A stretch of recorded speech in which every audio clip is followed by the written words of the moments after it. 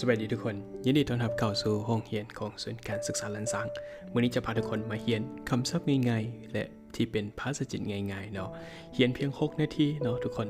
ฟังทีละ6นาทีก็สามารถให้ทุกคนมีคำศัพท์ภาษาจีนที่เต็มไปด้วยความหมายความสำคัญหลายอย่างซึ่งว่าคำศัพท์ที่มานำเสนอเมื่อนี้เนาะจะอยู่ในหมวดของคำศัพท์ธุรกิจการค้าเนาะจะเป็นแนวใดมาเบิ่งนํกันหุนชินหุนชินแก้วดองหรือว่าสายแก้วดองเก้าหยาเก้าหยาแปลว่าสง่างามหรือว่าสง่าราศีก็ได้ภายใหม่ภายใหม่ประมูลขาย演讲演讲กล่าวคำปราศัยหรือว่ากล่าวสุนทรพจน์书籍书籍ปื้มตำราหนังสือ收藏收藏เก็บสะสม观赏观赏ซื่นชมยินดี土壤土壤ดินหรือแผ่นดิน肥沃肥沃อุดมสมบูรณ์หรือว่าดินดำน้ำซุ่ม军事军事การทหาร实力实力ความสามารถ资源资源ทรัพยากร创造创造สร้างสรรค์考察考察สังเกตการ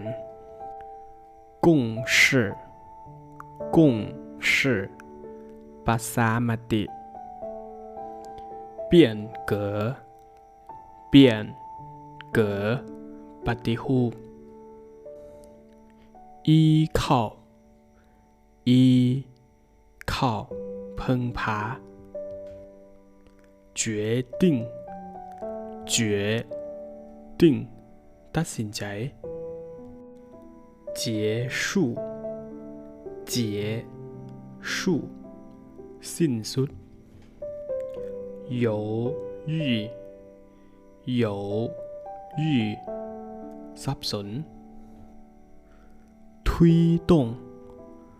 推动สุกยู发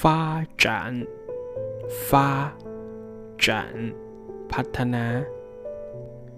利用利用นำใช้建立建立สร้างตั้ง开阔开阔ขยายออกหรือเปิดกว้างก็ได้建设建设ก่อสร้าง吸引吸引ดึงดูด接轨接轨เชื่อมโยง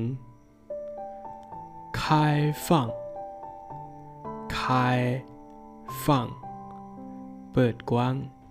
促进促进ส่งเสริม步伐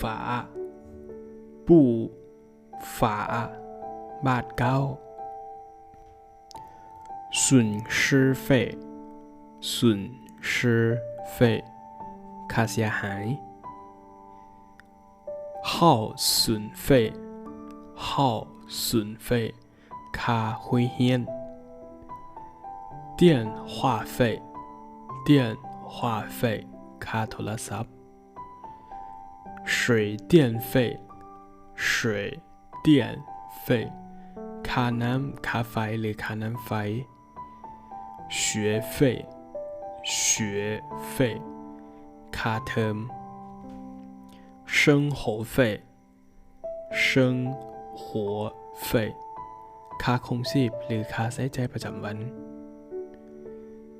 保险费保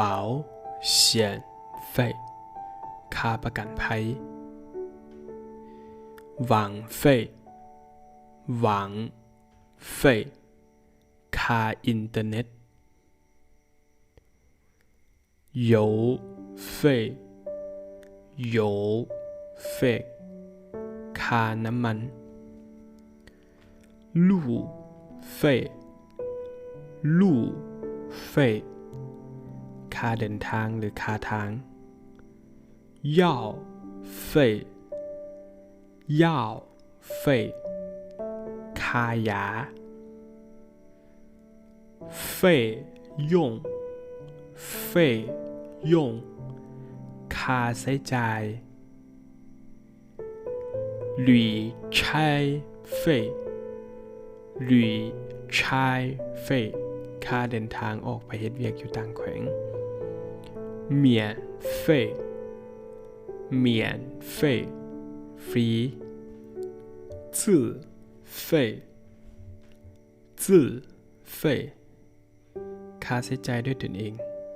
และคำศัพท์ที่เก่ามาทั้งหมดนี้เนาะทุกคนก็เป็นคำศัพท์ง่ายๆที่ใช้ในชีวิตประจำวันและเรียนเวลาสั้นๆเนาะเพียง6 นาทีเท่านั้นเนาะน้องๆหรือหมู่เพื่อนทุกคนก็สามารถเรียนรู้ภาษาจีน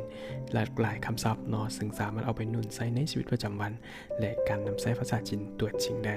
ถ้าว่ามักคลิปนี้เนาะทุกคนอย่าลืมกดไลค์กดแชร์ให้กับหมู่เพื่อนหรือว่ากดติดตามช่องของเบาเนาะเพื่อจะได้เรียนภาษาจีนที่ดีแบบนี้ไปพร้อมๆกันหรือถ้าว่าทุกคนอยากเรียนแบบจู้ใจก็สามารถสมัครการเข้ามาเรียนได้ที่ศูนย์การศึกษาล้านซางเนาะตั้งอยู่บ้านจุมมณีใต้เมืองไซเซตานครหลวงเวียงจันทร์แล้วพอเราพบกันในคลิปวิดีโอต่อไป